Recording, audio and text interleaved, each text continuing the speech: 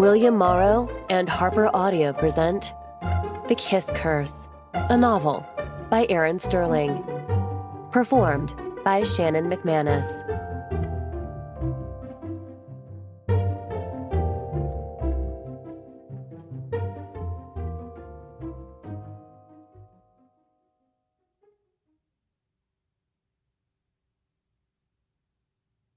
A note before we begin. In case you're looking for a little fun while you listen, download the accompanying enhancement PDF from your audiobook provider to get a cross-stitch pattern of the Jones family motto, never mix vodka and witchcraft. Or go directly to harpercollins.com/pages/The Kiss Curse to access it. For Merlin and Bosworth, I'm glad y'all don't talk. Prologue. 13 years ago, Penhaven College.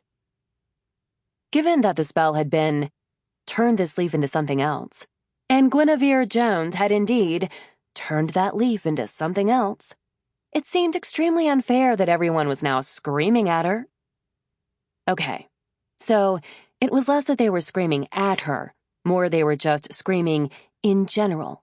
And yes, all right, maybe the leaf now resembled some kind of small dinosaur with very pointy teeth, currently clamped around the toe of her professor's pointy boot. But had the spell been specific? It had not. Had everyone else made completely boring shit, like a pen or a slightly bigger leaf? Yes. Was Gwyn's the only spell that had this deeply cool locomotion effect, and therefore they should all be thanking her and telling her what a badass witch she was, instead of saying things like, "Make it stop," and "What the fuck?" Honestly, Gwyn thought so.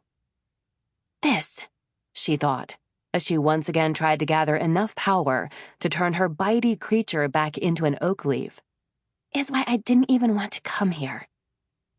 Penhaven College, in Graves Glen, Georgia, taught both regular students and witches. The witchcraft classes secretive and hidden from everyone else, who just thought the kids who went to those weirder buildings on campus were pursuing esoteric degrees in folklore or something. Advanced hedge-making, maybe. Gwyn had grown up in Graves Glen, but it had never occurred to her she'd actually be sent to Penhaven. Her mom was cooler than that, she'd thought. Way less traditional than most witches, or moms for that matter.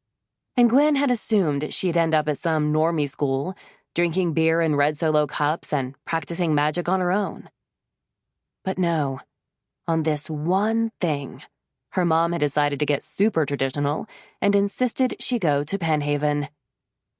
Gwyn's mom, Elaine, was pretty much the least traditional person Gwyn knew. She'd raised Gwyn all on her own, making a living selling bath salts and special teas at various festivals and Ren fairs, reading tarot cards in the cozy kitchen of their cabin. Gwyn had loved that life, had assumed she'd get to follow in her mom's footsteps, doing her own thing. And then, as high school had wound down, Penhaven had reared its ugly head. "It'll be good for you," Elaine had told Gwyn, her blonde hair glowing in the sunlight in their kitchen, her eyes kind, looking like a saint, or even worse, like Stevie Nicks, because how were you ever supposed to say no to Stevie Nicks? That's how Gwyn had ended up at Penhaven, taking classes like Ritual Candles and Phases of the Moon. And Simple Form Conversion, a class she had already been suspicious of due to how mathy it sounded. "Miss Jones!" her professor shouted, and Gwyn shook her head, still trying to pull together as much magic as she could. It was hard, though, seeing as how she'd really put her back into it, magically speaking, to turn the leaf into the very thing now chomping Dr. Arbuthnot's admittedly fierce boot. "You don't always have to be a show-off, you know."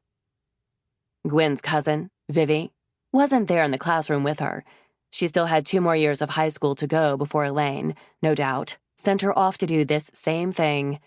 But Gwyn knew that's exactly what she would have said, and at the thought, she screwed up her face, trying to concentrate hard. Sample complete. Ready to continue?